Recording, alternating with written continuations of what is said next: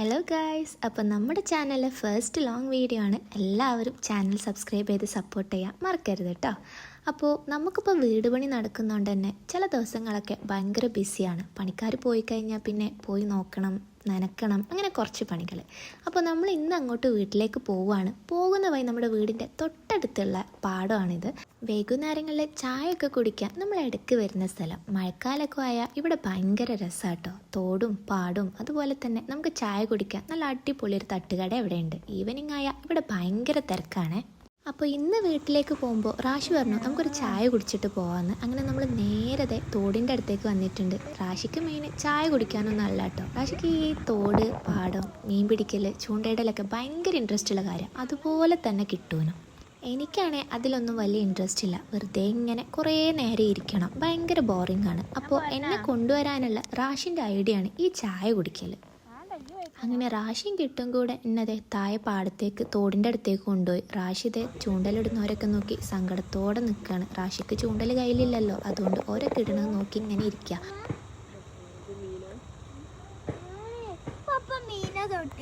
കല്ലെടുത്ത് എറിഞ്ഞോണ്ട് പൂയാന്ന് പറഞ്ഞൊരു മീനാണ്.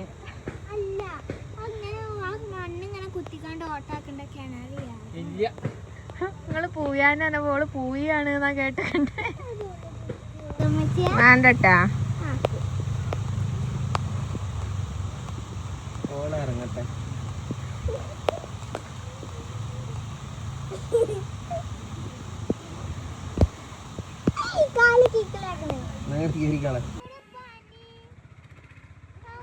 അങ്ങനെ തോടും പാടമൊക്കെ കണ്ട് നമ്മൾ ചായ കുടിക്കാൻ കയറി.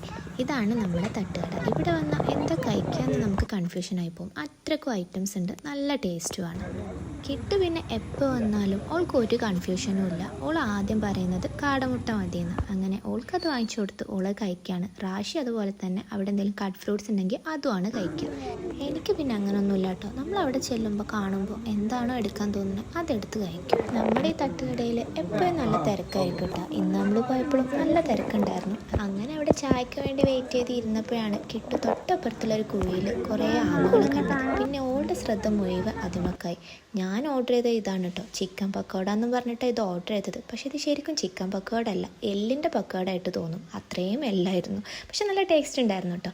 പിന്നെ നമ്മൾ 3 പേർക്കും ഓരോ സമൂസയും നല്ല അടിപൊളി ചായയും കുടിച്ചിട്ടാണ് അവിടുന്ന് ഇറങ്ങിയത്. സത്യം പറഞ്ഞാൽ ഇന്ന് ഇവിടുന്ന് പോകാനേ തോന്നുന്നുണ്ടായിരുന്നില്ല. വൈകുന്നേരം നല്ല കാറ്റും കൊണ്ട് ഈ കാഴ്ചയൊക്കെ കണ്ട് ഇവിടെ ഇങ്ങനെ ഇരിക്കാനായിട്ട് നല്ല രസമുണ്ടായിരുന്നു. നിങ്ങളൊക്കെ ഇങ്ങനെ പോവാറുണ്ടോ? ഏതായാലും നമ്മുടെ അടുത്തുള്ള സ്ഥലമായതുകൊണ്ട് തന്നെ നമ്മൾ ഇടയ്ക്കിടയ്ക്ക് ഇങ്ങോട്ട് വരാറുണ്ട്. നല്ല രസമാണ് ഇവിടെ കാണാനായിട്ട്. അങ്ങനെ ഞങ്ങൾ തിരിച്ചു പോകുമ്പോൾ എൻ്റെ ചെരുപ്പ് പൊട്ടിയിട്ടു. അതും കണ്ട് എന്നെ കളിയാക്കി ചിരിക്കുകയാണ് കിട്ടു.